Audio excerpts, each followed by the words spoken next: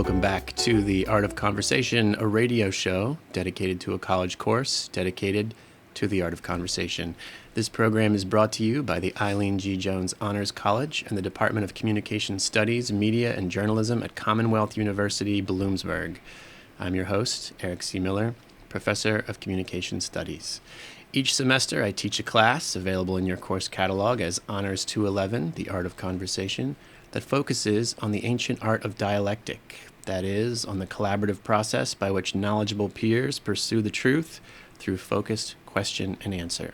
After a few weeks of wading through the theory on these matters, our students spend about 10 weeks in practice, holding twice-weekly 75-minute deep dives into topics and questions of their choosing.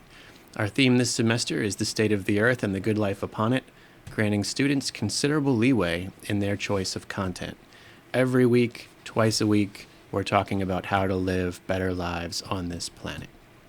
And I might add, we do it in person, without the mediation of screens or technology. My guests today are Angelina and Jade, a pair of student moderators who this week asked our class to think a little bit about where we ought to set the legal drinking age. Provocative content. Angelina and Jade, welcome to the program. Hi, thank you. Thank you. So we're going to get right into your content here in a moment, but before that, it is customary to ask our guests a little bit about yourselves. What are you majoring in? What do you want to do with your lives? What's your interest in this issue? I'm majoring in nursing. I plan to become a pediatric ICU nurse practitioner, and I just thought this topic was interesting to talk about because it's around a lot and I feel like it gets brought up very often. I'm Jade, and I'm a sophomore nursing student. I don't know what I want to do with my degree yet, what kind of nurse I want to be, because I'm interested in a lot of different specialties and such.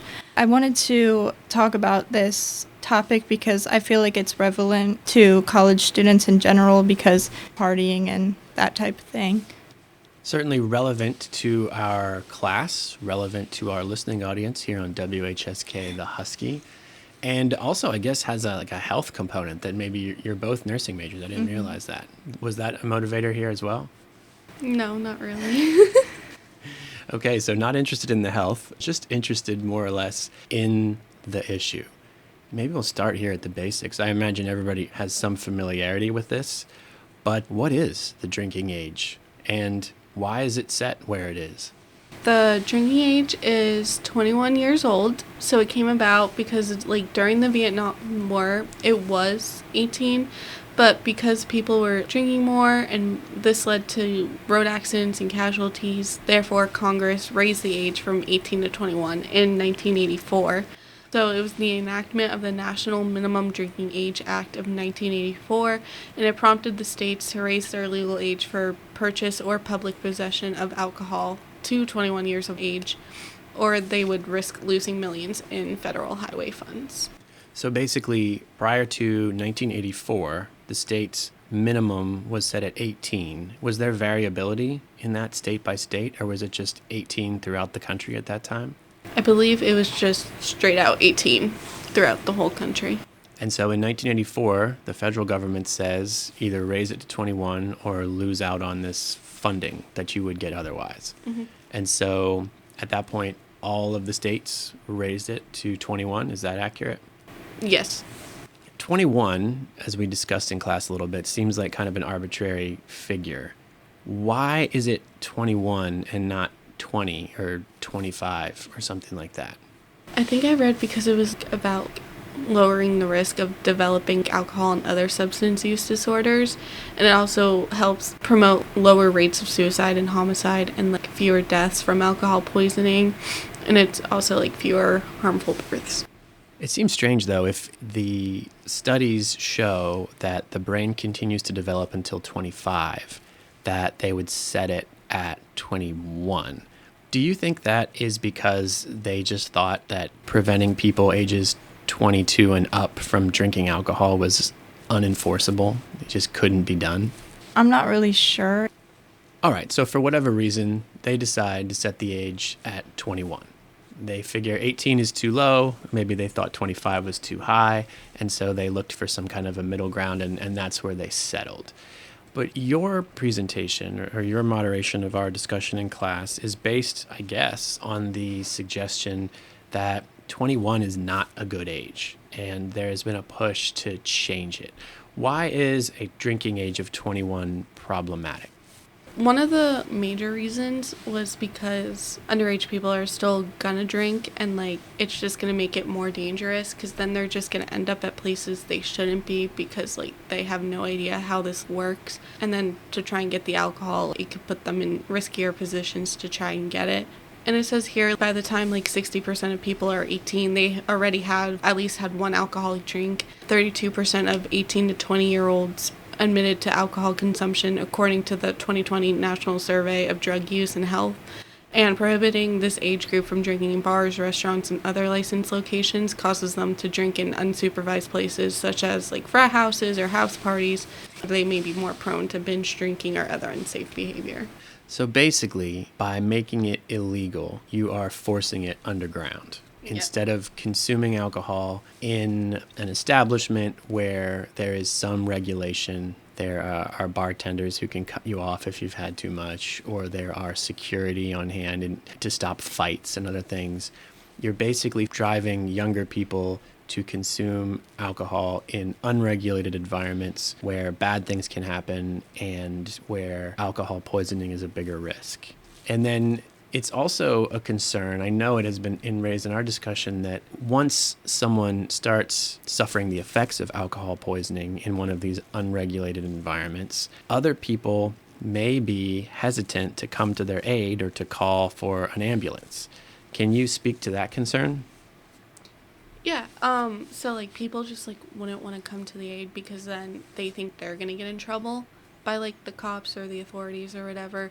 But there is the Good Samaritan Act, but people in like time of crisis, they may not be thinking clearly about it, so like they may completely forget the act exists or not know it exists, so they're just scared for themselves as well, that like they're gonna get in trouble either from like the authorities or like their parents, and they don't want that. It has been a very long time since I was in college at this point, but I remember being in at least one situation like that where the concern was not even so much for the police. The concern was for the kids' parents. You know, I knew a guy who had drank way too much, was clearly suffering from alcohol poisoning. There was a discussion underway, should we call for an ambulance? And ultimately we didn't. And it was because so many expressed the view, like, if this kid gets in trouble, if he gets arrested, forget the police, like it's his parents who are the bigger concern.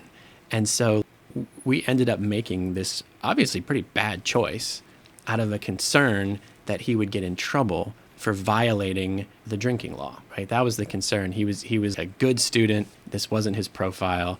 They didn't want him getting cited and underage. And so we didn't. And he ended up being okay. He was closely monitored throughout the night, but that's the sort of situation that we're talking about here. And sometimes it doesn't end up that way, because if someone is really in a bad way, and they don't call for an ambulance, people can die from this, right? And so the suggestion here, if I'm understanding, is that we lower the drinking age by a few years, and that expands the range of people who would feel comfortable calling for help in the event that they needed to, Good Samaritan law or not. Is that basically it? Mm-hmm. Yes. Okay. So is the health risk the primary concern that drives you to suggest that maybe the drinking age should be changed? Or are there others as well? When you're in college or under the age of 21, you have a desire to break the law. And so it's not, I feel like alcohol is really not that big of a deal to people, but then just the fact that it's that exciting thing that everyone's doing and you're breaking the law, going to parties and stuff. I think that if it was raised, it wouldn't be that big of a deal. I feel like that thrill would be reduced or even completely gone. I feel like also another factor besides the health risks and stuff is also just hearing about how many drunk driving incidents and accidents there have been, and it's a lot. So in the one article I read, in the US, where our drinking age is 21, we have the third highest drinking rates with 31%. But in countries where it's lower, so example in Germany, the drinking age is 16, and Russia also is 16, they have reported their drink driving rate is only 8%, where in China, their drinking limit is 16 to 18. They're only reporting that their drunk driving incident is at 4%. Okay, so we have two maybe different but related concerns here. One is that if drinking is illegal for people who are, say, 18, 19, 20 years old, that there's a sort of thrill in it because you're breaking the law. And that might actually prompt people to drink in excess or more recklessly. And in that sense, the prohibition kind of fails twice. First, because it's not that enforceable, especially on a college campus. And then the people who violate it end up violating it even more aggressively just because there's something fun in this feeling of rebellion. And then maybe that also contributes to the United States having a higher rate of young people who then drink and drive, which I know this came up in the class too, that the United States has higher rates of drunk driving than a lot of other countries. One kind of counter to that somebody raised was that the United States is a car culture and we drive more than a lot of people in other countries. Do you know if that's factored into that estimate? I believe it was not. I think it's just based off the driving aspect of it. Well, in any case, then we have a major health concern, which is people drinking themselves to death through alcohol poisoning. And then a related public health concern, which is that they might get behind the wheel and drive. But if I recall correctly, the suggestion here was that the drinking age had been raised to 21 initially, at least in part, because they thought that would cut down on the rate of drunk driving back in 1984. Was that the result that they got? They got it a little bit, so it did go down a little bit, but not significantly enough to prove that raising the drinking age would completely stop drunk driving. Okay, so maybe raising the drinking age to 21 did not get the sort of return on investment that they might have hoped in terms of lower rates. Probably because a law that has failed to stop people from drinking has also failed to stop them from drinking and driving. And this is one of those issues, I think. Everybody knows what the drinking age is. Everybody knows that you're not supposed to drink and drive, but these problems persist, which suggests that maybe prohibiting them by law is not enough to address them. Mm-hmm. What about limits on freedom? Because I know this is something that comes up when I hear this issue discussed on college campuses, this idea that once you're 18 and you're considered a citizen with certain rights and responsibilities that come with citizenship, maybe you should also be deemed mature enough to decide what drinks you consume. Do you have a take on that? Is that your position? I would consider the military aspect of it, because once you turn 18, you could be drafted into the military, and there's substantial evidence that going to serve is much more dangerous than drinking alcohol. So if you can go and risk your life in active duty, then I feel like there should be some argument that you should be able to drink alcohol even if it's just a sip. I kind of agree with it. If you're going to be able to do all this stuff at 18 and be considered a legal adult, I think that you should be able to have some kind of drinks, but I think they should be moderated. How many you can drink, what kind of drinks you can get until you're 21. I think generally when I hear this comparison made with draft age or military service, it's not a straightforward comparison of what is more or less dangerous. It's the state thinks that I am mature enough to carry a weapon into combat and risk my life for my country, but they don't think I'm mature enough to have a glass of wine with dinner, and that doesn't feel right to me. I think that's fair. But you could also make the case then that maybe the draft age or the military service age is actually too low instead of the drinking age being too high. Do you think that it would make more sense, or that objection would be satisfied if you weren't eligible to drink or serve in the military until 21? 18 is when you're technically considered an adult to the government and the public, so that's when they want you to draft, because they also want to get younger people in their prime to come in and do it. So then if they're raising the draft age, they're losing some people that are in their prime because you can't go in until you're 21. Yeah, somebody said that in class too, that a male is in his physical prime at the age of 18, or at least that's why they set it the draft age way back when. And I object to that then and now because I think I'm still in my prime.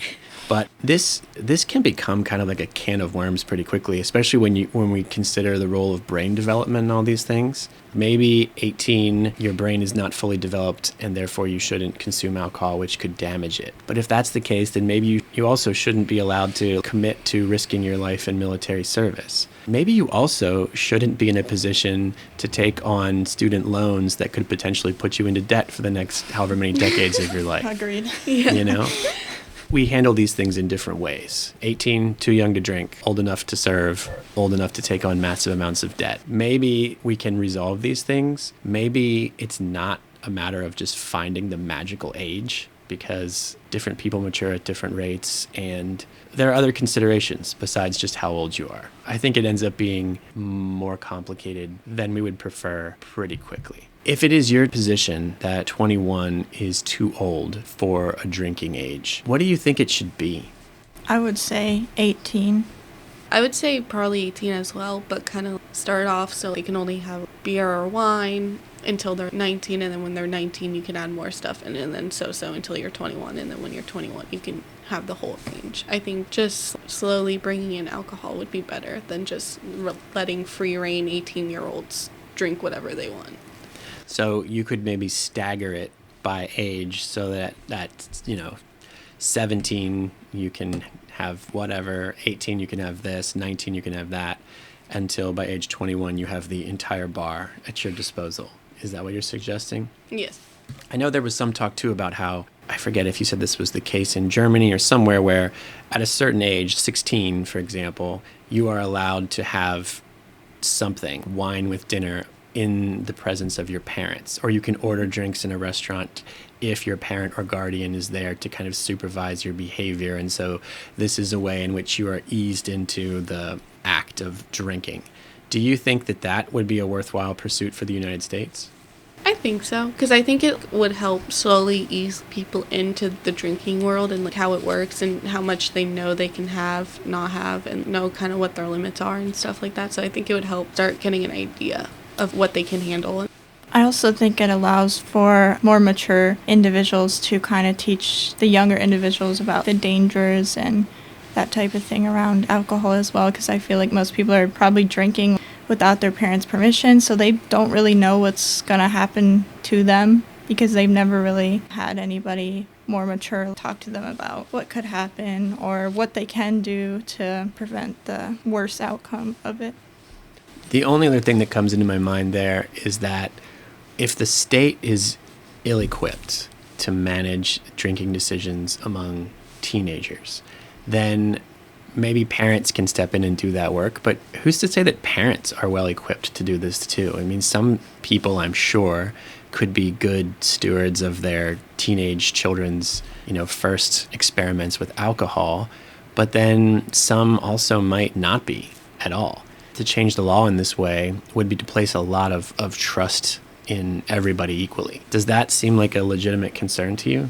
Yeah, I definitely think that is a legitimate concern. What I think also they could do is kind of have a veto system where they have specific people that teach the younger people how to drink, and they know they're responsible people because they went through this whole veto system and all that. Kind of like how we have driving instructors. The parents don't want to teach the kids how to drive. There could be drinking instructors. One last question on this part of it. I know the concern was raised in class that if we made a change to the drinking age by lowering it to 18 or by using a tiered system that starts at 16 and works its way up, that this would simply push underage drinking ever lower into the teenage years. So if the drinking age is set at 21, yes, you have 18, 19, and 20-year-olds who are drinking illegally. But if it was set at 18, maybe that means that we'd have more 15, 16, and 17-year-olds drinking illegally. Do you think that's a fair concern? I would say, yeah, for sure. I think that would be a concern. Yeah, I also believe it's a concern, but it definitely is still going on, though. It's just, I think it would be a little more than what it is now. One of the points that was raised that if you make the age 18, then you are opening legal drinking to a population of high school seniors who are still in high school and who probably know people who are juniors, sophomores, freshmen in high school. They may well know some people who are in middle school. Now that connection could serve to get alcohol to these younger and younger people who now know a guy, who can hook us up. What about that? I mean, is that a concern? Or at some point, do we have to say, like, no matter where we set a legal drinking age, it is going to create problem? Is there a way to overcome that problem? That the drinking age has to be set somewhere, and no matter where you set it, it's going to open the door maybe for underage drinking. I think that no matter what the age is going to be, people are still going to drink. So that's what we should do our best to make it safer. If you are just joining us, this is the Art of Conversation Radio here on WHSK The Husky. I am your host, Eric Miller, and I'm speaking today with Angelina and Jade on the subject of the legal drinking age. There's more to say, and we'll be back after these words.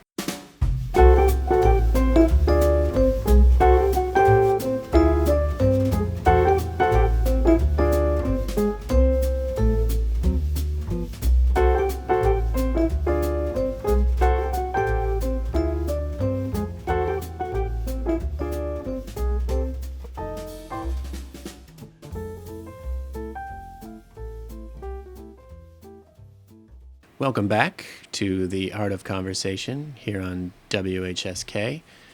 I'm joined today by Angelina and Jade, and we're talking about the drinking age, a hot topic on college campuses. Lots of provocative opinions to go around.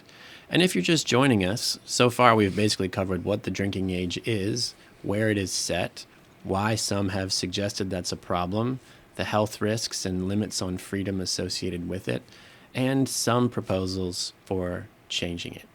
Whenever the drinking age comes up as a topic, and this is true too, I know of like the marijuana prohibition issue.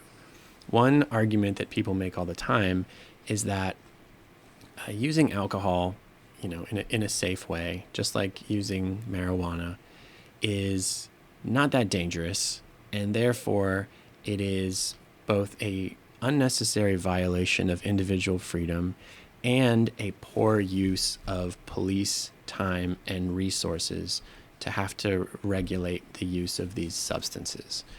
We haven't talked about that to this point, but I'm wondering if you guys could weigh in on this. Do you think it makes sense to task the police with dealing out underage drinking citations? I feel like some ways it is, because like if something seriously bad goes wrong, then yes. But if it's a minor like noise complaint and like it so happens to be like at a party or something, I feel like that's a little bit of poor use of like police and like their resources and all that. I would say, just again, if it's like a more serious situation, you never know, how hard someone's going to go or what factors play into what they're drinking and everything. Like, say, if they're on medications or they already have like an underlying health condition, mental health condition, that sort of thing, I do think they kind of need to be around. And I mean, your friends might not even like know that stuff too. So I feel like they should be on standby for sure. That reminds me of some ongoing conversation around harder drugs, which is that certain governments, I think this is true of Portugal and maybe also of Canada now, are shifting into treating heroin use, for example, as a medical concern rather than as a criminal concern. And so when we talk about people drinking too much, getting alcohol poisoning, having medical emergencies, that seems like potentially more relevant to EMTs, medical workers, than to police. And so in those cases, maybe people would be more likely to call for an ambulance if they thought they were going to be dealing specifically with medical professionals rather than with armed agents of the state or potential punishments and repercussions. Now, in some cases, it's not just a concern about their health, it's also a concern about their behavior, because sometimes people who drink a lot behave in unpredictable or even violent ways. And in those cases, it seems like the police should be involved, but maybe police shouldn't be involved until the behavior warrants police involvement. in the case of fights, for example. Anyway, sometimes when we talk about these laws, it's worth drawing a distinction between the state level and the federal level. Are you familiar with the idea that the states should function as laboratories of democracy? Have you heard that phrase before? I've not heard the phrase, no. Well, whenever it's used, basically what they're saying is that you could have a bunch of different laws in different states, and then if, we're here in Pennsylvania and Ohio implements a new law, we can look at it and see how it goes. And if it's a disaster, then that tells us, you know what, we'll steer clear of that law in Pennsylvania. But if it works really well, then we might want to try it here too. And I think this is what's happening with marijuana legalization efforts, or what has happened in the last decade, is that states like Colorado and Washington legalized and started collecting all this tax revenue, and they didn't have a serious uptick in crime as far as I know, and that has made other states feel more and more comfortable implementing medical laws and then in some cases recreational laws as well. The reason I'm thinking about this now is because I'm reflecting back on the move made by the federal government in 1984 to press all states to bring their minimum drinking age into compliance with the federal level of 21. Do you think that we should allow the states to get their road funding or whatever and set their drinking ages at different levels? If they want it to be 21, if they want it to be 18, 16, 27, leave it up to the state legislatures to do that? Yeah, I feel like that is a major concern because it's like people that aren't from the state are going to go over to another state and get the alcohol and then come back and then ruin their road release. Well, I know that is a concern right now with marijuana. Mm-hmm. Because I know people do, like right now, Pennsylvania has legal medicinal marijuana. If you have a card, you can buy it. But we're surrounded by states where you don't even need a card. Mm-hmm. I know New York has legalized, and New Jersey, and I think Maryland and D.C., maybe Ohio. I don't know. I'm starting to fall behind. But I know that it's not that hard. If you want to cross the state line and buy marijuana and bring it back to Pennsylvania, it can be done. So if, let's say, New York lowered their drinking age to 18, or New Jersey, and we're within a couple hours of those state lines, maybe the concern is that people would drive up to New York to get wasted this weekend and maybe drive back. Does that necessitate a federal drinking age of 21? Yeah, I think so. They mentioned before that a lot of the driving casualties were brought about from they were called blood borders, where, say, one state is this age, then others would drive to that age, get all the alcohol, and then drive back while they're drunk in their cars, and that would cause accidents and fatalities and such. So I think that the federal would be better. Yeah, I also think it would be a federal concern because then you're also getting now involved with state lines and stuff like that. So then because of that, now you're going to get federal people involved because it can't just be the state police. Because I was always told that if it involves more than one state, like it has to be it's up to like the federal and like all that stuff. I've thought about this with bars sometimes. There's a lot of bars that you can't walk to, so you got to drive to them. And so you drive to these places and then you drink and then you have to drive home. But I guess that's why we have designated drivers who are on hand to make sure that they can handle the vehicle safely. Mm-hmm. And maybe if people are going across the border, driving potentially, hours to get there, it will be tougher to get people to agree to serve as DDs. Or maybe when they get there and everyone starts having fun, they just forget that they were supposed to be DDs. And then it all kind of spirals downhill from there, which I think is a fair concern. Mm-hmm. We talked a little bit about having the drinking age set at 21 or lowering it to 18 or lowering it to 16, but allowing people to drink different things at different ages leading up to 21. And those, I think, are interesting proposals. But maybe the idea that was aired in class that got the most attention or seemed the most promising had to do with making drinking a licensed activity. We have other sort of rights or privileges in this country that are not tied specifically to age, but that have to be earned through like a an accreditation process. You turn 16, and that doesn't mean that you're now able to drive a car. It means that you are now eligible to go through a licensing process to be eligible to drive a car. And then if you drive in such a way that your license gets revoked, you can't do it anymore, even though now you're 17 or 50. And so maybe we should consider this possibility. Would it make sense to allow people, once they reach 18, to go through some kind of a process, take a course in alcohol safety or something that would grant them a license to drink? I would say yes. If they were go through mandatory alcohol education and how to drink responsibly and safely, they could be given some type of permit. But if they were not doing what they were supposed to or causing more harm than good, then they could get it taken away. Yeah, I think that's a fair idea because, like, it could also form, like, a respect thing because then you know all this other stuff, so then you won't overuse alcohol. And also, like, I know, like, when you go to, like, serve alcohol and you work at a beer store or something like that, you have to have mandatory, like, educational trainings on it.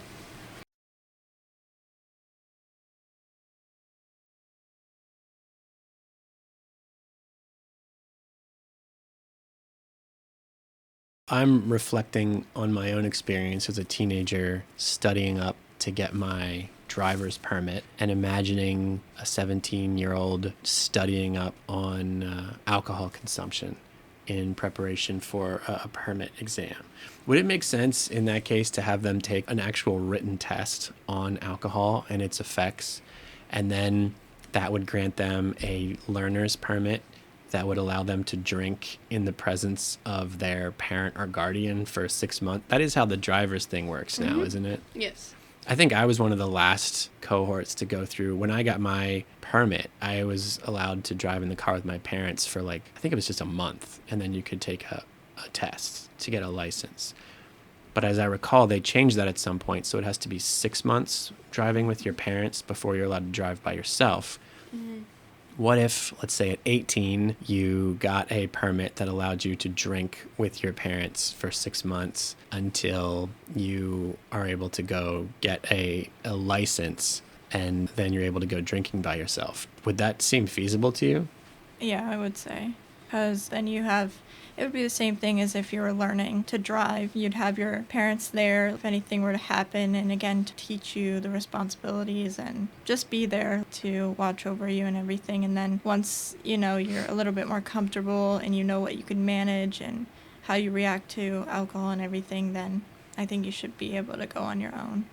I also agree that it would be feasible because it would work the same way as, like, a driving permit, so then it's just you're taking the driving permit and applying it to something else. As I recall, when you take a permitting test, it's like on a computer. You answer questions about how far do you have to stop behind a school bus, or how many seconds do you have to pause when you're at a stop sign, or how do you parallel park, whatever. But the test is when you actually get in a car and drive around with an instructor. Yes. So in this model, would you have to sit down across a table from an instructor and load up a bunch of bottles, or what would that look like? I think maybe one aspect of it can be like we talk to the parents and see what they thought, if they thought the kid was drinking responsible or not.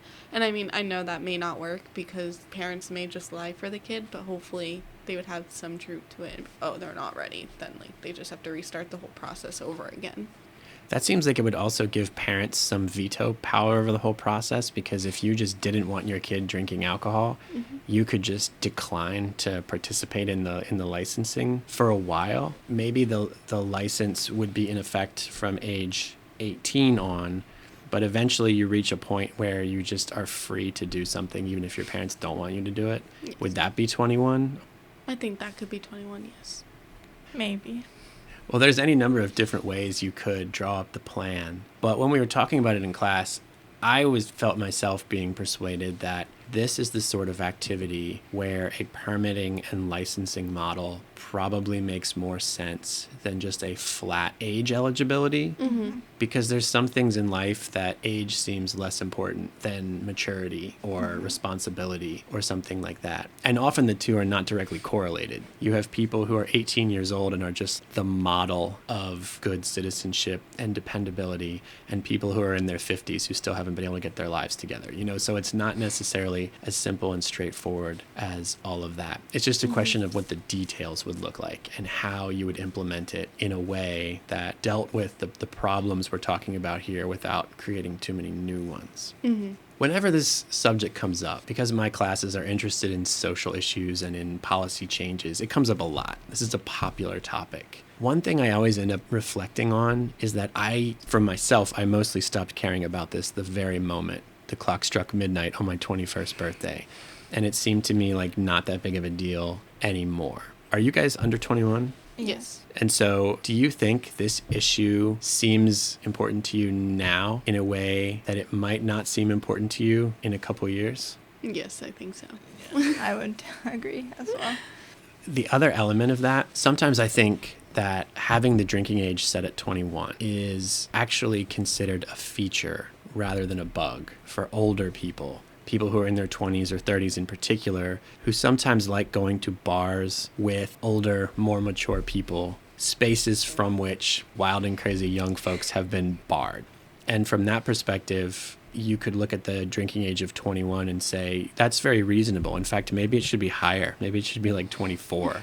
Just to keep these spaces safe from this recklessness or this wildness that you tend to see more in college town bars. I mean, you're accustomed to looking at it from the perspective of a teenager. Do you think that it would look different to you or will look different to you when you look at it from the perspective of a 25-year-old? Yeah, I think so. Because, like, when you're 25, you have all the freedom. You can drink whatever you want. You can do whatever you want. But since it's limited, a teen, for our age, we look at it differently and we look at it more strongly because we want something we can't have.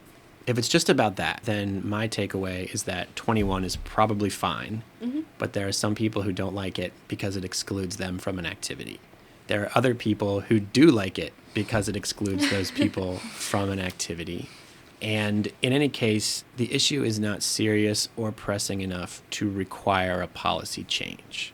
The stuff about health, including people getting alcohol poisoning and being unwilling to call for help, poor use of police time and resources, that stuff makes this issue feel more serious to me. Like it's not just a teenager complaint, but it suggests that the law is actually creating a problem that is serious enough that we might want to solve by changing the law in one of these ways. When our discussion started in class, I assumed that you were both, fighting to lower the drinking age, but in the course of the discussion, it came out that you don't really have hard opinions on the matter. You just thought this was an interesting topic to discuss. Is that fair? Yes. Yeah, because I feel like there's good things and bad things, so you kind of have to go in the middle, I feel like, in a way. So having read about it and talked about it with everybody, do you find that your opinion has changed on the matter? Are you in favor of keeping or changing it? My opinions have always stayed the same. I definitely think it should be lowered, but maybe in a safer way than just completely lowering it to a certain age, kind of do like the permit thing. Yeah, I like the permit idea because I'm still not confident in raising it or lowering it, if I'm honest. So I'd say the permit idea would be the best option. Well, that's something for your peers to consider, because the other element of this is that 18 to 20-year-olds don't vote very much, and therefore people who are in positions of power don't feel the need to take their opinions into consideration when determining laws. And so if there was a groundswell of support for changing the drinking age, if you had lots and lots of young people who made it clear to their elected officials that this was an important issue to them, I could see it maybe changing. But under current circumstances, that seems to me exceedingly unlikely.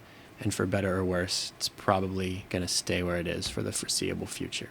Angelina and Jade, thank you for joining me on the show today. Thank you. Thank you. This has been another episode of the Art of Conversation Radio, a program brought to you by the Eileen G. Jones Honors College and the Department of Communication Studies, Media, and Journalism at Commonwealth University, Bloomsburg. I am your host, Eric C. Miller.